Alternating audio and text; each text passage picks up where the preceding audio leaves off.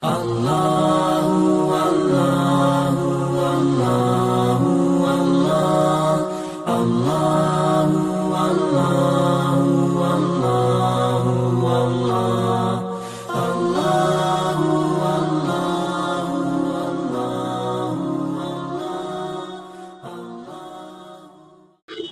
لله نحمده ونستعينه ونستغفره ونؤمن به ونتوكل عليه ونعوذ بالله من شرور أنفسنا ومن سيئات أعمالنا من يهده الله فلا مضل له ومن يضلله فلا هادي له ونشهد أن لا إله إلا الله وحده لا شريك له وأشهد أن محمدا عبده ورسوله أما بعد فإن خير الحديث كتاب الله وخير الهدي هدي محمد صلى الله عليه وسلم وشر الأمور محدثاتها وكل محدثة بدعة وكل بدعة ضلالة وكل ضلالة في النار. أعوذ بالله من الشيطان الرجيم.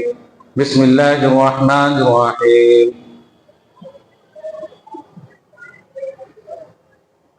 وأنكحوا الأيام منكم والصالحين من إمائكم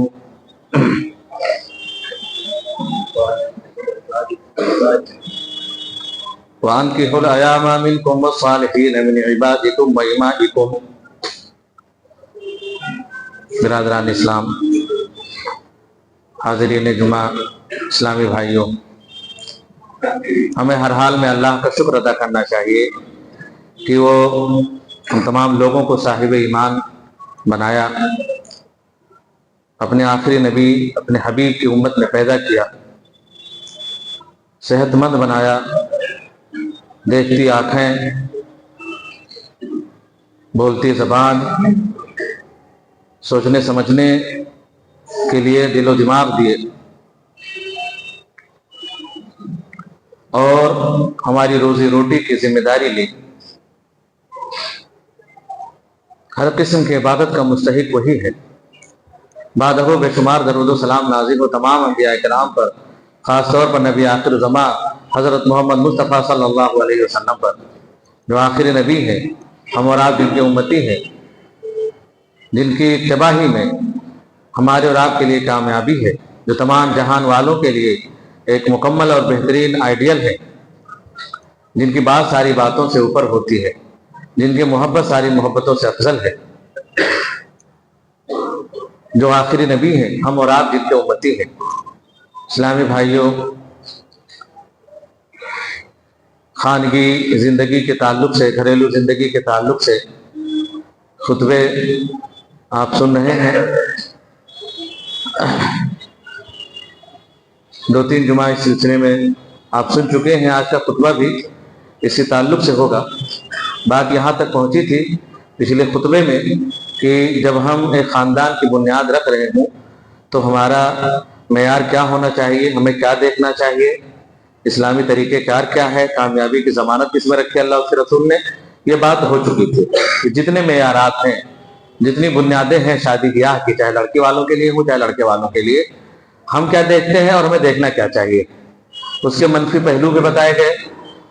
جو ہم غلط معیار اپناتے ہیں اس کے نقصانات بھی سامنے جو آتے ہیں وہ سب آپ جانتے ہیں.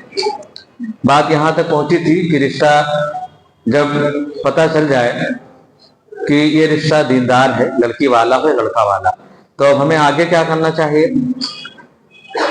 جب ہم من بنا لیں کہ اب ہم اس لڑکی سے رشتہ کرنا ہے، ہمیں یا اپنے گھر کی بہو بنانی ہے، یا ہمیں اپنی لڑکی اس گھر میں دینا ہے، تو آگے پھر دیکھ سکتے ہیں. پتہ تو چلا لیا کہ دینداری ہے. اب وہ لڑکی چاہے دیکھنا تو لڑکی بھی دیکھ سکتی ہے، لڑکا بھی دیکھ سکتا ہے. صحابہ کرام میں اس طرح کی مثالیں ہیں. اللہ کے رسول نے باقاعدہ حکم دیا. اور کبھی کبھی ایسا ہوتا ہے کہ جس کو زندگی گزارنی ہے، جس کو شادی کرنی ہے، وہی نہیں دیکھتا، بلکہ پورے رشتے دار دیکھ کے آ جاتے ہیں اور وہی نہیں دیکھتا، جبکہ اس کو حکم دیا. تو مغیرہ ابن شعبہ کہتے ہیں جب میں نے اللہ کے رسول سے بتلایا کہ انصار میں سے فلاں لڑکی سے میں نکاح کرنا چاہتا ہوں، تو کہا دیکھ لیا؟ کہا بھی نہیں. کہا دیکھ لو. فإن فی اعین الانصار شیء، ان کی آنکھوں میں کچھ ہوتا ہے. اور شاید کسی خامی کی طرف اشارہ کیا ہو یا پھر یہ ہے کہ بھوراپن جو ہوتا تھا آنکھوں میں ان کے، اسی طرف اشارہ کیا ہو کہ بھائی تم مہاجر ہو. عام طور پہ اس طرح کے وہاں شکل و صورت نہیں ہوتی ہیں. انصار میں جو ہے مدینے میں الگ بناوٹ ہے، تو دیکھ لو ایک بار، یا کچھ اس طرح کی اشارہ کیا، جا کے دیکھ لو. دیکھنے کا باقاعدہ حکم ہے. اور اجلے صحابہ کرام دیکھتے بھی تھے. جب پکا ارادہ بن جائے کہ ان سے نکاح کرنا ہے تو دیکھنا ہوتا تھا کہ دیکھ لیں، شکل و صورت دیکھ لیں اور سب کے سامنے بیٹھ کر کے باتیں کر لیں. وہ نہیں مغربی تہذیب والی کی ایک آدھ 2-4 گھنٹے کے لیے چلو ان کو اکیلے میں چھوڑ دو، باتیں کریں، ایک دوسرے کا مزاج بنا لے جائیں، کھائیں پہ. یہ نہیں، یہ طریقہ نہیں ہے. گھر والے ہوں سامنے، ان کے سامنے دیکھ لیں ایک بار، اتنی تو گنجائش ہے، دیکھ لے، پھر وہ فیصلہ کرے. بعد میں یہ نہ کہ ہمیں دکھایا نہ گیا. اور یا پھر یہ ہے کہ کسی پہ چھوڑ دو، گھر والوں پہ کہ ٹھیک ہے آپ نے دیکھ لیا، ہمیں منظور ہے. ایسا بھی ہے. وہ بیچ میں جو لوگ رشتہ وغیرہ کراتے ہیں ان کی ذمہ داری بڑھ جاتی ہے. عام طور پہ جو لوگ نکاح طلاق والے آتے ہیں کہتے ہیں ہم نے نہیں دیکھا تھا، وہ فلاں صاحب ایک سے جاننے والے انہی کے کہنے پہ کرا دیا، وہ دھوکہ ہو گیا. اپنا گھر کہہ کے کرائے پہ دکھا دیا، اپنا دکان کہہ کے دوسرے کا دکان دکھا دیا. کہا لڑکا پڑھا لکھا ہے، کچھ بھی پڑھا لکھا نہیں. کہا اپنا کاروبار ہے، دوسرے کا نوکری کرتا ہے. اس طرح کا آ کر کے دھوکہ ہوتا ہے. ایسا نہیں ہونا چاہیے. اگر شادی کرائے تو ساری چیز کلیئر ہونی چاہیے کہ ہے کیا، لڑکی ایسی ہے اور یہ ہے. جا کے دیکھ لیتے ہیں، کھا پی لگتے ہیں، کئی ہزار خرچہ کروا دیتے ہیں، اس کے بعد کہتے ہیں کہ جو ہے ہم تو ایسا چاہتے تھے. پہلے بات کر لیں، ایک دوسرے دیکھنے سے پہلے معیار بتا دیں ہم ایسی لڑکی چاہتے ہیں. اگر آپ کی لڑکی اس معیار پہ اتر رہی ہے جو ہم چاہ رہے ہیں تو ٹھیک ہے آتے ہیں، ورنہ پھر آ کر کے 2-4-10 ہزار خرچہ کروا کے اور دل توڑ کے کیا فائدہ. گھر آئے تو جا کے بتا دیں کہ نہیں سمجھ میں نہیں آ رہا ہے، پہلے بتا دیں. کہہ کے بتا دیں ہاں بھائی اگر اس نیت سے آ رہے ہو تو یہ کوالٹی ہمارے یہاں نہیں ہے. یہ ہے. اب یہ ہے کہ 2-4-10 لوگ آ کر کے دیکھ کے چلے گئے، جا کے منع کر دیا تو لڑکی کا دل تو ویسے ٹوٹ جائے گا. پہلے ہی طے ہو جائے. رشتہ لگانے والے جو .com والے ہیں، اس طرح کے لوگ ہیں، ان کی ذمہ داری بہت بڑھ جاتی ہے. ایک امانت ہے. اس وقت تو کسی کی برائی بھی بتانا یہ کار ثواب ہے. عام طور پہ غیبت ہے، لیکن اس وقت جب شادی بیاہ کے معاملے آگے بڑھا رہے ہو کہ گھر میں رشتہ کرنا ہے تو وہاں پہ ایک لڑکی یا لڑکے کا عیب بتانا عین ثواب ہے وہاں پہ. اس لیے تو ایک امانت ہے. ایک صحابیہ نے اللہ کے رسول سے پوچھا کہ ابو معاویہ اور ابو جہم 2 لوگوں کا رشتہ آیا ہے. عدت گزار چکے تھے، عدت میں تھی تو رشتہ بھیج نہیں سکتے. بھائی جب کوئی عدت گزار رہی ہو طلاق کے بعد یا شوہر کی وفات کے بعد تو رشتہ نہیں بھیج سکتے. اس وقت اشارہ کر سکتے ہیں. جب شوہر کے وفات کے بعد عدت گزار رہے 4 مہینے دن کے، اشارہ صرف کر سکتے ہیں، واضح پیغام نہیں دے سکتے.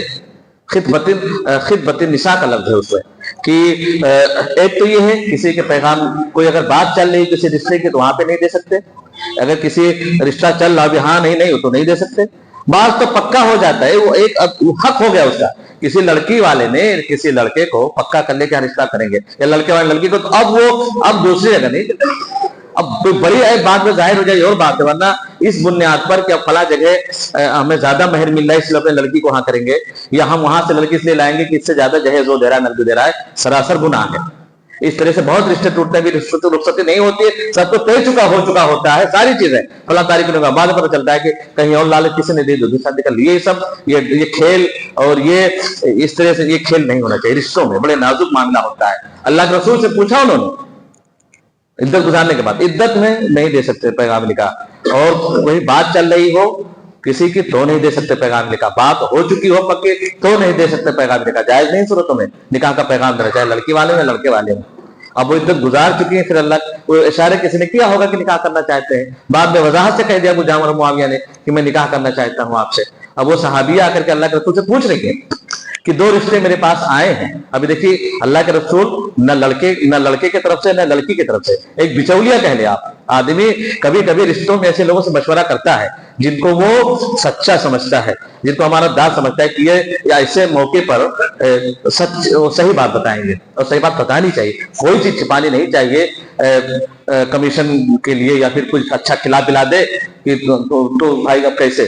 اس پہ پالش کچھ بھی نہیں، اس پہ پالش نہیں کرنی چاہیے رشتوں میں. پھر بعد میں وہ رشتے ٹوٹ جاتے ہیں. جہاں ذرا سامنے لچک دکھائی، صاف گوئی نہیں اپنائی رشتہ کرانے میں لڑکا ہے لڑکی کا، وہ رشتے اکثر ٹوٹ جاتے ہیں. ہم بھی دیکھ رہے ہیں، آپ بھی دیکھ رہے ہیں. بالکل سچائی کے ساتھ ہونی چاہیے. یہ ہے کھرا ہے تو یہ ہے، کھوٹا ہے تو یہ ہے. اب تمہیں منظور ہے تو لو، ورنہ پھر بھائی کوئی بات نہیں، اللہ جہاں لکھا ہوگا کرا دے گا. اللہ کے رسول سے پوچھا ابو جہم اور معاویہ کا رشتہ ہے کیا کرو، تو اللہ کے رسول نے دونوں ریجیکٹ کر دیا. کم ہی بتائی. معاویہ فصولوک، اس طرح کر کے دونوں، ایک کو کہا کہ ایک تو بہت غریب ہے، بہت تنگ دست ہے، हालांकि जायज तो था, लेकिन अल्लाह के रसूल ने एक बेहतर मशवरा दिया, जायज तो कर सकते थे, गरीब सब ईमान वाले थे, दीनदार थे, दोनों साहब दीनदार थे, लेकिन जब किसी ने अमानत के तौर पर पूछ लिया तो वो उस पहलू की तरफ इशारा करना जरूरी हो गया। अल्लाह के रसूल को आम हालत में नहीं बता सकते थे कि ऐसे हैं, पिटाई करते रहते हैं, वो कमी हो जाती है। तो कहा एक तो ये है कि उसमें से जिनके यहाँ कुछ भी नहीं है, तुम्हें क्या खिलाएंगे।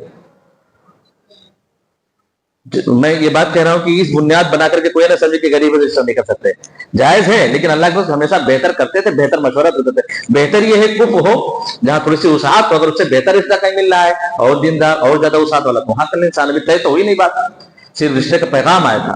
और एक उसमें से है जो थोड़ा सख्त है, मिजाज सख्त है, डंडा कंधे पे रहता है, मतलब इसका एक मतलब ये कि हमेशा घर से बाहर रहते हैं, तुम्हारा साथ क्या देंगे, तुम्हारे साथ रह ही नहीं पाएंगे। या फिर ये उसकी तरफ इशारा था कि बहुत सख्त है, बात बात पे पिटाई कर देते हैं, छोटी छोटी बातों पर पीट देते हैं। तो तीसरा एक नाम पेश कर दिया कि मेरा मशवरा ये है, तो तुम फला से निकाह कर लो। तो उन्होंने पूछा भी, ये वाकई बहुत मशहूर है, आप सुनते भी रहते हैं, पूछा भी, अल्लाह के रसूल हुक्म है आपका कि मशवरा। साहबिया जानती थी कि हुक्म क्या होता है, मशवरा क्या होता है। तो अल्लाह के रसूल सल्लल्लाहु अलैहि वसल्लम क्यों नहीं, ये हुक्म नहीं है, ये मशवरा है, इसलिए जानती थी अगर हुक्म होगा तो मानना ही पड़ेगा, नबी का हुक्म फिर उम्मती के लिए चारा नहीं, फिर मानना ही पड़ेगा। तो अल्लाह के रसूल ने कहा लेकिन इसमें मेरे मशवरे में भी खैर है, मशवरा है लेकिन इसमें भी खैर है। फिर उन्होंने कहा कि ठीक है, मैं सोचूंगी। बाद में गौर फिक्र करके फिर हाँ कह दिया कि जब नबी का मशवरा है तो मशवरे में भी खैर है। उन्होंने फिर जो है शादी कर ली, बाद में बहुत बरकत दी अल्लाह ताला ने उस रिश्ते में, और रश करते थे लोग। और ऐसे निकाह का पैगाम दिया था जिनको जल्दी कोई पैगाम नहीं देता था, रंगत की वजह से या किसी और वजह से। तो ऐसे मौके से अगर कोई रिश्ता लगा रहा है खुद, तो बता दे अपने लड़की के बारे में, अपने लड़के के बारे में ये है भाई, कोई तीसरा बीच में आ रहा है, सालिसी बिचौलिया जिसे कहने आप, तो उसकी भी ये जिम्मेदारी है कि वो जो रिश्ता कराता है इन चीजों का ख्याल रखें। लड़का देख सकता है जाकर के, जाबिर इब्न अब्दुल्ला कहते हैं कि हम छुप छुप के देखते थे, जिससे शादी करने का प्लान होगा कैसे करना है, पैगाम देने से मतलब छुप के देखते थे। इतनी गुंजाइश है कि छुप के भी देखते थे, देख ले, अगर घर वालों से नहीं कह सकते तो देख ले, इतनी गुंजाइश है। इतना भी नहीं कि बिल्कुल जिसको शादी करना देखने भी ना दिया जाए और उसे चाहे पूरी सब देखे, सब देखते हो, गैर महरम पता नहीं कितने जाके देखते हैं, तो ये नहीं है। जब सब कुछ तय हो जाए उसके बाद जाकर के एक दो लोग रिश्ता करके ले आए, यही आसानी है कि यही अल्लाह के रसूल सल्लल्लाहु अलैहि वसल्लम के जमाने में था, इसी पे साहबे किराम ने अमल किया और बहुत आसानी से ये रिश्ते बन जाते थे, शादियां हो जाती थी, कोई दबाव नहीं, कोई बोझ नहीं और कोई टेंशन नहीं कि शादी करनी है लड़की वगैरह की। अल्लाह के रसूल सल्लल्लाहु अलैहि वसल्लम ने हज़रत खदीजा का किया तो हज़रत खदीजा की तरफ से तो रिश्ता खुद ही आया था। बड़े बड़े लोगों ने उनके लिए रिश्ता भेजा, लेकिन उन्होंने मना कर दिया। लेकिन जब अल्लाह के रसूल सल्लल्लाहु अलैहि वसल्लम ताजिर थी, बड़ी ताजरा थी, वो मुल्क शाम उनके एक्सपोर्ट होता था माल, जब अल्लाह के रसूल सल्लल्लाहु अलैहि वसल्लम को एक दो सफर में भेजा जिम्मेदार बना करके, और अपने गुलाम के जबानी सुनी अमानतदारी और अखलाक तो मुतासिर है, और फिर अपने नफीसा, अपने खादिमा के जरिए से, नफीसा नाम था, उनके जरिए से पैगाम भेजा। अल्लाह के रसूल सल्लल्लाहु अलैहि वसल्लम तक बात पहुंची। अल्लाह के रसूल सल्लल्लाहु अलैहि वसल्लम ने मशवरा किया चाचा अबू तालिब से, और हज़रत हमजा भी थे, उनसे मशवरा किया और बात आगे बढ़ी, और खुद एक दिन आकर के उन्होंने बताया कि अल्लाह के रसूल तैयार है, अकेले अल्लाह के रसूल चले गए। हज़रत खदीजा नहीं, अकेले नहीं गए थे, हज़रत हमजा थे, अल्लाह के रसूल सल्लल्लाहु अलैहि वसल्लम, अबू तालिब, तो बस ये तीन लोग जाकर के, ये तो नबी बनाए जाने की पहले की बात है, सिर्फ तीन लोग गए, अबू तालिब ने निकाह पढ़ाया और रिश्ता करके ले आए। हज़रत खदीजा ने अपने और करीबी लोगों को, दो चार लोगों को बुला लिया, बस घर बहुत करीबी लोगों को, भाई वगैरह को, लोगों को, चाचा वगैरह को बुला लिया उधर से, इसलिए कि वली उस वक्त जरूरी उतना था नहीं। अल्लाह के रसूल सल्लल्लाहु अलैहि वसल्लम जब नबी बनाए गए तो पहला निकाह हज़रत खदीजा के साथ, तो आप 25 साल थे, 25 साल की उम्र में आप शादी की, जिस वक्त आपकी 25 साल थी, जब हज़रत खदीजा का इंतकाल हो तो अल्लाह के रसूल की उम्र 50 साल थी। नबी बनाए जाने के 10 साल के बाद इंतकाल होते खदीजा का, फिर बहुत गमजदा रहने लगे, गमजदा। तो खौला बिनते हकीम ने देखा, हज़रत उस्मान इब्न मज़ून की बीवी एक मतलब देखा, तो अल्लाह के रसूल सल्लल्लाहु अलैहि वसल्लम बहुत गम में रहते थे, बच्चों की मामला था, बच्चों को संभालेगा वो। तो उन्होंने कहा अल्लाह के रसूल आप बहुत गमजदा दिख रहे हैं, आपके चेहरे पर मलाल दिख रहा है। तो अल्लाह के रसूल ने कहा खदीजा के जाने के बाद बच्चों की फिक्र सता रही, उनकी तरबियत, उनकी देखरेख कैसे होगी, वो थी तो देखरेख कर लिया करती थी। तो इशारा समझ गई कि उन्होंने खुद ही कहा आपको एक मोनिस और गमगुसार की जरूरत है, एक शरीके हयात की जरूरत है। तो उन्होंने कहा हाँ, बच्चों की तरबियत का भी मामला है, बड़ा एक मानते हैं लोग दूसरी शादी, हालांकि उन्होंने आखिरी उम्र में भी, अगर आदमी 70-80 साल के उम्र में भी शादी करना चाहे तो ये सुन्नत है, कर सकता है, 50 साल की उम्र है, बड़े बड़े बच्चे हैं, बालिग बच्चियां बालिग अल्लाह के रसूल सल्लल्लाहु अलैहि वसल्लम की, बल्कि एक दो का तो निकाह भी हो गया था, एक हजरत ज़ैनब वगैरह का तो निकाह हो गया था पहले ही। अब कह रहे बुढ़ापे में इसको जो है अय्याशी छाई हुई, लोग कह देंगे। आजकल कोई अगर 50-60 साल की उम्र में शादी करना चाहे और एक नई शरीके हयात शौहर बीवी से जो बात कह सकता है किसी और से नहीं कह सकता। जो खिदमत बीवी कर सकती है कोई नहीं कर सकता, ना बेटा कर सकती है ना बेटी कर सकती है। कुछ खिदमत इस तरह के होते हैं जो बीवी ही कर सकती है, बीवी ही समझ सकती है, ना बहू ना बेटी ना बेटे कोई नहीं, बीवी ही। तो वो बुढ़ा आखिर उम्र तक जरूरत होती है। अल्लाह के रसूल 50 साल की उम्र में भी जरूरत महसूस की, बल्कि एक दूसरे सहाबिया ने महसूस की, उन्होंने तो जा करके उन्होंने हज़रत सौदा से बात की। सौदा एक बहुत दीनदार किस्म की औरत थी और उनको भी सबसे पहले शुरुआती दौर के मुसलमान होने वालों में से थी। उनके शौहर सकरान, वो भी शुरू में मक्के में जो मुसलमान हुए ये दोनों जोड़े भी थे, यानी हज़रत सौदा और सकरान जब जुल्फ बढ़ा से तो हबशा चले गए थे हिजरत करके दोनों मियां बीवी, फिर वापस आए और कुछ ही दिनों के बाद सकरान का इंतकाल होगा। और ख्वाब पहले ही देखा था सौदा ने, ख्वाब देखा कि ख्वाब में देखा कि अल्लाह के रसूल सल्लल्लाहु अलैहि वसल्लम आए हैं मेरे कंधे पर पैर रखने गर्दन के पास, और अपने शौहर से कहा बता मैंने ख्वाब देखा है। कहा सौदा अगर तेरा ख्वाब, अगर तूने सच में ऐसा ख्वाब देखा है तो बहुत जल्द मेरा इंतकाल हो जाएगा और तुझसे अल्लाह के रसूल शादी करेंगे। कुछ दिन के बाद जो वहां से वापस आई और ये यहाँ पे मक्के में कुछ ही दिन हुआ था, फिर उन्होंने ख्वाब देखा और देखा कि मैं सो रही हूँ, मेरे आसमान में चाँद टूट के गिरा मेरे दामन में। ये तबकात इब्न साद वगैरह में ये वाक़या पूरा मज़कूर है। तो फिर बताया अपने शौहर से, तो कहा कि बहुत, फिर उन्होंने शौहर ने सकरान ने कहा अगर ये ख्वाब सच्चा है तो इसकी ताबीर ये है कि मैं बहुत जल्द इंतकाल कर जाऊंगा और जल्द अल्लाह के रसूल को शादी कर लेंगे। उसी दिन बीमार हुए, एक दो दिन में इंतकाल कर गया सकरान। फिर अल्लाह के रसूल सल्लल्लाहु अलैहि वसल्लम की शादी सबब वही बना कि ऐसे खौला में जाकर के निकाह का पैगाम दिया उधर कि अल्लाह के रसूल सल्लल्लाहु अलैहि वसल्लम से शादी उनको जरूरत है और तुम्हारे लिए शौहर नहीं, कर लो।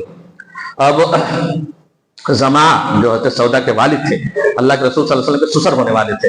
हज़रत खदीजा के बाद ये पहली बीवी है जिसे निकाह अल्लाह के रसूल ने किया था 10 साल के बाद नबी बनाया गया 50 साल की उम्र में।